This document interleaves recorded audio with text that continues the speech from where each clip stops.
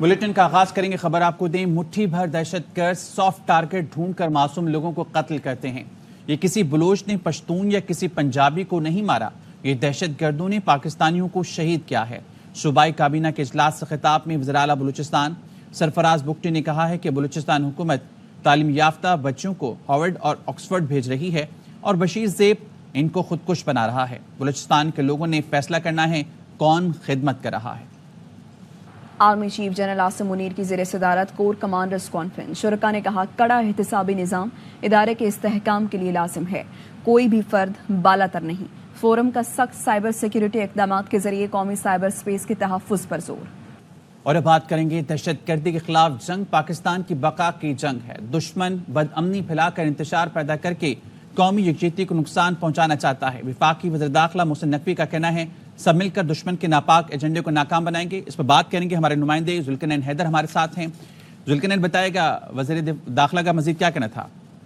جی بالکل، وزیر داخلہ کہنا تھا کہ دہشت گردوں کا کوئی دین اور مذہب نہیں ہے۔ دہشت گردی کے خلاف جنگ میں علماء کرام نے پہلے بھی قوم کی رہنمائی کی اور اب بھی اس کی اشد ضرورت ہے۔ دہشت گردی کے خلاف جنگ میں مؤثر بیانیے کے لیے تمام مسالے کے علماء کرام سے مشاورت کی جائے گی۔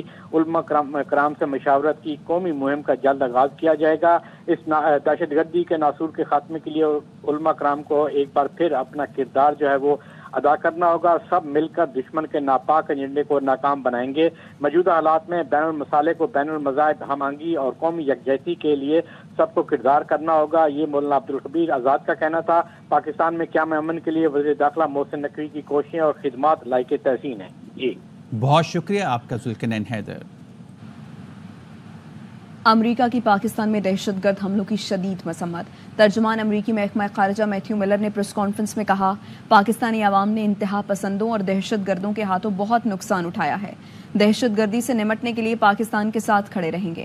میتھیو ملر نے پاکستان کو گیس پائپ لائن مکمل کرنے کے ایرانی نوٹس پر کہا کہ واشنگٹن ایران کے خلاف پابندیوں کا نفاذ جاری رکھے گا۔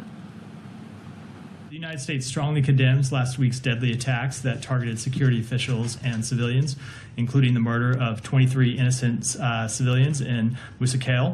The Pakistani people have suffered greatly at the hands of violent extremist terrorists, and our hearts go out to the families and loved ones of those killed.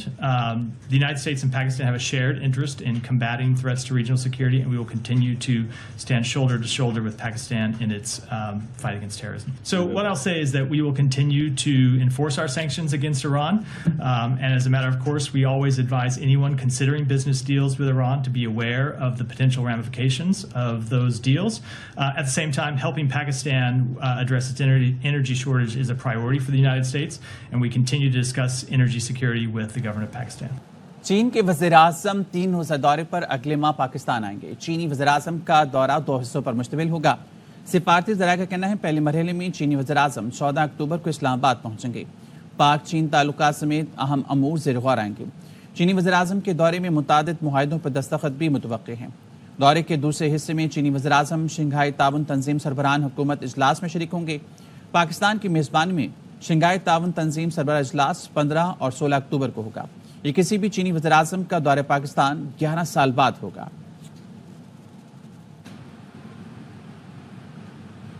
Governor Khyber Pakhtunkhwa Faisal کریم کنڈی نے وزیر اعلیٰ علی امین گنڈاپور سے ایک بار پھر اعتماد کا ووٹ لینے کا مطالبہ کر دیا۔ کہا کہ علی امین اعتماد کھو چکے ہیں، وہ اعتماد کا ووٹ لے لیں، ایسا نہ ہو تحریک عدم اعتماد آ جائے۔ کے پی اسمبلی کا اجلاس 4 بار ملتوی کیا جا چکا ہے۔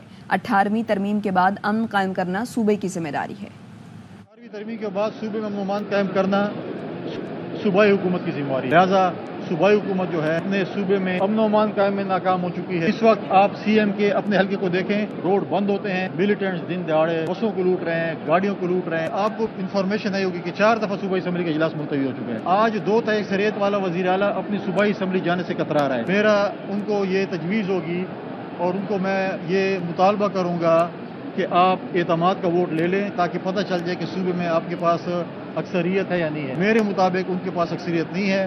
ایسا نہ ہو کہ کل عدم اعتماد کی تحریک آ جائے یا آپ کو سرکاری طور پر اعتماد کے ووٹ کے لیے کہا جائے، تو بہتر ہوگا کہ آپ اعتماد کا ووٹ لے لیں۔ جس طریقے سے آپ وزیر، ایڈوائزر، اسپیشل اسسٹنٹ اور پارٹی کے عہدوں میں جو ہے تقسیم کر رہے ہیں اور لوگوں کو ہٹا رہے ہیں، یہ ان کی بوکھلاہٹ کا شکار ہے۔ पी टी आई का वाज़ेह मौक़िफ़ है, नून League M Q M People's party से डायलॉग नहीं होंगे। रऊफ हसन के प्रोग्राम इलानतार में गुफ्तगू कहा। महमूद अजगज़ई ने कहा था कि वो चाहते हैं सियासी जमातों से राब्ते करें। एक सवाल पर कहा 22 अगस्त का जलसा मुक़्तदर की ख्वाहिश पर मुलतवी किया गया था। 22 अगस्त का जो हमारा जलसा था, एस्टैब्लिशमेंट की तरफ से हमें कहा गया था जी कि आप ये 22 अगस्त का जलसा जो है इसको पोस्टपोन कर दें, क्योंकि उसी दिन कुछ भी बातें जो थी वो भी इस्लामाबाद में आई हुई थी। तो वो उन्होंने कहा था, खासी इंसिस्टेंस के साथ कहा था कि आप बराए मेहरबानी ये जलसा आगे कर दीजिए। तो उनको जवाबन बताया गया था कि जी ऐसा फैसला तो सिर्फ एक शख्स कर सकता है इस पार्टी में जो जिनका नाम इमरान खान है। तो वो फिर आपको याद है कि मॉर्निंग का हडल जो है वो अरेंज किया गया था और उसकी बेसिस के ऊपर फिर खान साहब ने दो रिलक्टेंटली वो जलसा जो था वो 22 तारीख को उसको पोस्टपोन किया था। इसी नेगोशिएशंस के दौरान जो 8 सितंबर के जलसे का जो नो ऑब्जेक्शन सर्टिफिकेट था वो हमें एडवांस जो है वो थमा दिया गया था एस्टैब्लिशमेंट की तरफ से ही, और जिसकी बेसिस के ऊपर हम ये जलसा जो है 8 सितंबर को करने जा रहे हैं। एक ब्रेक थ्रू है, मौजूद है, और ये मैंने अपने वॉइस ऑफ अमेरिका के इंटरव्यू में भी कहा है। अब हमारी कोशिश ये है कि इस ब्रेक थ्रू को कि इसको एक्सपैंड किया जाए, इसको बढ़ाया जाए और एक प्रॉपर डायलॉग जो है उसका आगाज किया जाए। 8 सितंबर की तारीख बहुत अहम है। जलसा करने दिया गया तो मतलब वाकई ब्रेक थ्रू है, नहीं करने दिया गया तो इसका मतलब गड़बड़ हो गई। आप मुनासिब बात कर रहे हैं। 2 हफ्ते पहले वज़ीर आज़म शहबाज शरीफ इस्तीफा दे रहे थे। प्रोग्राम खबर में रहनुमा PTI आमिर डोगर का इंकशाफ। कहा सुबह भी नून लीग की हुकूमत खत्म हो सकती है अगर पीपल्स पार्टी या उनके इत्तेहादी हाथ हटा लें। बहुत सारी चीजें नून लीग के कंट्रोल में नहीं। नवाज शरीफ ने जो बात की उसके तनाजुर में देखें, सब समझ आ जाएगा। क्या पता पिछले 2 हफ्ते पहले प्राइम मिनिस्टर साहब इस्तीफा दे रहे थे, आपको पता अंदर की प्राइम मिनिस्टर साहब 2 हफ्ते पहले इस्तीफा दे रहे थे, आपको क्या क्यों दे रहे थे? देखिए बहुत सारी चीजें हैं, बहुत सारे क्या वजह थी? सर ये सुबह भी इनकी हुकूमत खत्म हो सकती है, आज पीपल्स पार्टी हाथ खींच ले तो ये वो तो हो सकती है, या तो इनके पीछे जो 2 हफ्ते पहले प्राइम मिनिस्टर इस्तीफा क्यों दे रहे थे? इनके पीछे जो इनके पीछे जो हैं वो हाथ खींच ले तो फारिग हो जाए। नहीं, लेकिन 2 हफ्ते पहले प्राइम मिनिस्टर इस्तीफा क्यों दे रहे थे डोगर साहब? ब्रेकिंग दिया आपने, कोई वजह भी बता दें। वजह बड़ी अहम थी, चीजें थी ना अंदर की जो इनके कंट्रोल में नहीं थी। और प्लस ये है कि जब कल जो मियां नवाज शरीफ साहब ने बात की है, अगर आप उसके तनाजुर में देखें तो आपको बात समझ आ जाएगी। अपने दौरे हुकूमत में मुल्क को 80% लोड शेडिंग फ्री कर दिया था। इनको मालूम ही नहीं टेक्निकी नुकसान को कम कैसे करना है। अपोजिशन लीडर उमर अयूब खान ने कौमी असेंबली में कहा कि नुकसान कम करने के लिए डिस्ट्रीब्यूशन सेंटर्स का फासला करें, ट्रांसफार्मर्स की तादाद बढ़ाएं। हम अपने दौर में गर्दिशी कर्जे का बहाव 0 के करीब ले आए थे।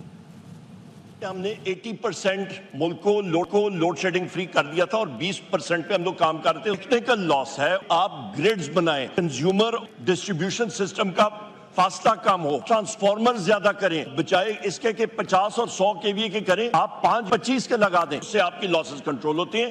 डेट जो बढ़ रहे हैं, पेमेंट नहीं आती, इनको फिर लोड शेडिंग करनी पड़ रही है। हमारे टाइम पे इनके फिगर के मुताबिक 2022 में फ्लो बिल्कुल मिनिमाइज 0 के करीब ले आए थे। ये फिर 45-55 अरब रुपए महीने से ज्यादा हो गया, क्योंकि इनको मालूम नहीं है इसको टैकल किस तरह करना है। आपकी कैपेसिटी उसमें 4000 मेगावाट प्लस है, उसको ये 2000 से ऊपर लेके नहीं जा रहे। विद द रिजल्ट जो एनर्जी साउथ में प्रोड्यूस हो रही है वो उधर ही फंस के रह गई है, पॉपुलेशन सेंटर्स में नहीं जा रही। लगे हुए कि जी चोरी हम लोग ठीक करेंगे, हम लोग सर्कुलर डेट को करेंगे, कैंसर का इलाज ये लोग डिस्प्रिन गोली से करें। कौमी असेंबली के इजलास से आता तारा इजहार ख्याल कर रहे हैं। वायरिंग और शॉर्ट सर्किट की वजह से पेश आए हैं। उसके अलावा एक FIR रजिस्टर हुई और उस FIR रजिस्टर होने के नतीजे में जो इन्वेस्टिगेशन की गई उसमें के इलेक्ट्रिक की इन्वॉल्वमेंट सामने नहीं आई। तो इसमें के इलेक्ट्रिक की गफलत किसी भी एक वाक़े के अंदर सामने नहीं आई, मगर अगर आप फिर भी समझते हैं इसको किसी कमेटी को रेफर करना है तो हमें इस पर कोई एतराज नहीं है। जी अमीन उल हक साहब, टू आस्क वन क्वेश्चन। शुक्रिया जनाब वाला। जैसा मैं अर्ज कर रहा था कि के इलेक्ट्रिक का शुमार पाकिस्तान की उन महदूद चंद कंपनियों में होता है जो अपने करप्शन, नाअहली और बेहिसी के बिना पर पाकिस्तान में नफरत की निगाह से देखा जाते हैं। रोज़ाना की बुनियाद पर कराची के अवाम के इलेक्ट्रिक को बददुआएं देते हैं। के इलेक्ट्रिक ने रियासत के अंदर रियासत बनाया हुआ है। के इलेक्ट्रिक एक माफिया के तर्ज पे काम कर रहा है। जब मैंने कहा कि रियासत के अंदर रियासत बनाई हुई है, तो आप देखें वफाकी हुकूमत की बात वो नहीं मानते, सूबाई हुकूमत की बात वो नहीं मानते, नेपरा को वो खातिर खाल नहीं लेकर आते। हमने क्या देखा कि बारिश का पहला कतरा पड़ता है कराची के अंदर और बड़े पैमाने पे कराची में सैकड़ों के तादाद में पीएमटी ट्रिप कर जाती है, दर्जनों के तादाद में फीडर ट्रिप कर जाते हैं। कराची का एक वसी वरीज हल्का जिसे कहते हैं कि लो शेडिंग में चला जाता है। यस, लो शेडिंग के भी हवाले से आप ये देखें जनाबे वाला, आप खुद भी कराची में आपकी रिहाइश है कि एक एलानिया लो शेडिंग करते हैं जिसमें घंटों घंटों बिजली बंद होती है। दूसरी जो के इलेक्ट्रिक का पसंदीदा फेल है वो क्या है कि हर मौके पे फॉल्ट के नाम पर कराची के वसी वरीज इलाके में इलेक्ट्रिसिटी बंद हो जाती है और फॉल्ट भी घंटों में नहीं बल्कि कई के मौके पे 12 घंटे, 18 घंटे, 24 घंटे लगता है। तो यकीनन ये एक बड़ी तशवीशनाक बात है। मैं स्पेसिफिक सवाल करूँगा, आप मुझे देख रहे हैं, मुझे अंदाज़ा है कि आपने दूसरों को बहुत मौके दिए हैं, तो मैं भी बस चंद मिनट में बल्कि 1-2 मिनट में वाइंड अप करता हूँ कि सबसे इम्पोर्टेंट चीज़ क्या है कि कराची में मेरा सवाल है कि कराची में डिमांड जो है गालिबन पीक आवर पे 3900 मेगावाट होती है। कराची के इलेक्ट्रिक कितना जनरेट करता है? यूजुअली 2500 से 2600 मेगावाट। मेरा सवाल जनाबे वाला है, मेरे स्पेसिफिक सवाल है कि जब के इलेक्ट्रिक ओवर बिलिंग के जरिए अरबों अरबों रुपए कमा रहा है तो क्या उसने सिस्टम अपग्रेडेशन के लिए क्या काम किया? दूसरे साथ साथ डिस्ट्रीब्यूशन में क्या अपग्रेड किया है?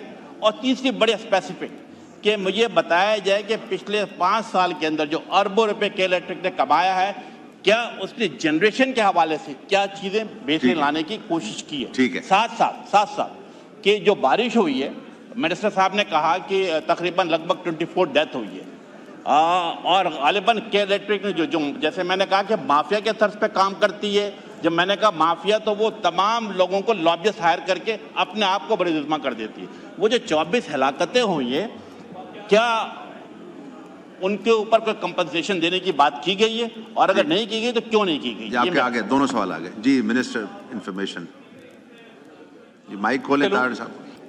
ऑनरेबल डिप्टी स्पीकर, मैं वजाहत करता चलूं कि ये 24 वाकयात हैं जो कोर्ट हुए हैं, ये 24 डेथ्स नहीं हैं। और लांडी के इलाके में एक एफआईआर रजिस्टर हुई जिसकी थरो इन्वेस्टिगेशन की गई है, मगर मैं फिर भी समझता हूं कि क्योंकि किसी गफलत की वजह से के इलेक्ट्रिक के जिम्मे कोई एक भी इंजरी या डेथ नहीं है, 24 वाकयात ज़रूर पेश आए हैं जो इंटरनल वायरिंग्स, मैंने अर्ज किया कि घरों के अंदर शॉर्ट सर्किट, पानी की सीपेज की वजह से जो वाकयात पेश आए हैं।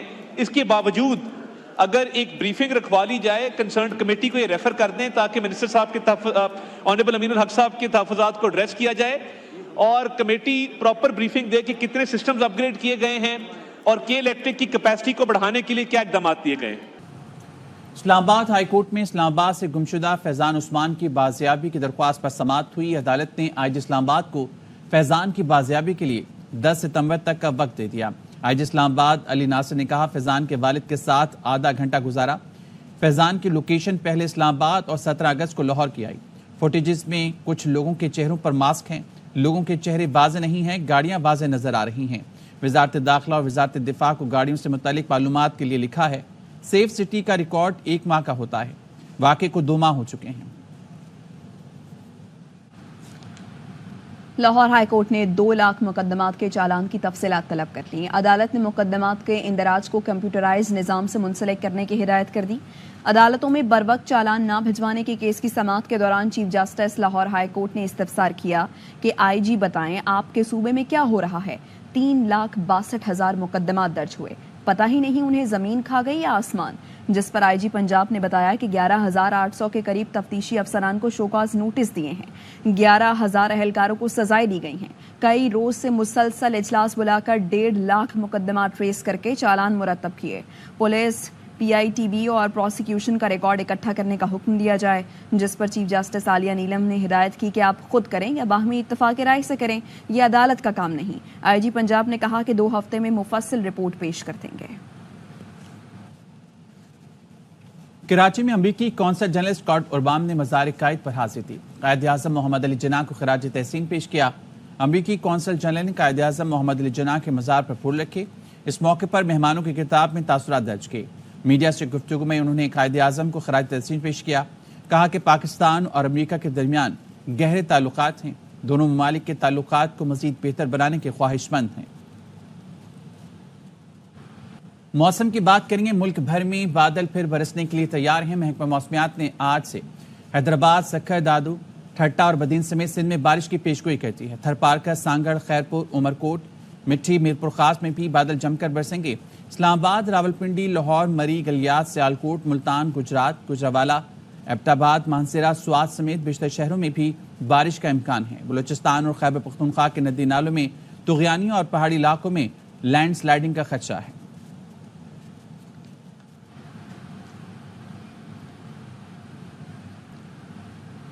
چیف میٹرولوجسٹ سردار سرفراز کہتے ہیں مانسون ہواؤں کی شدت میں کمی آ گئی ہے۔ کراچی میں آج بارش کے امکانات کم ہیں، تاہم مضافاتی علاقوں میں آج ہلکی سے درمیانی شدت کی بارش کا امکان ہے۔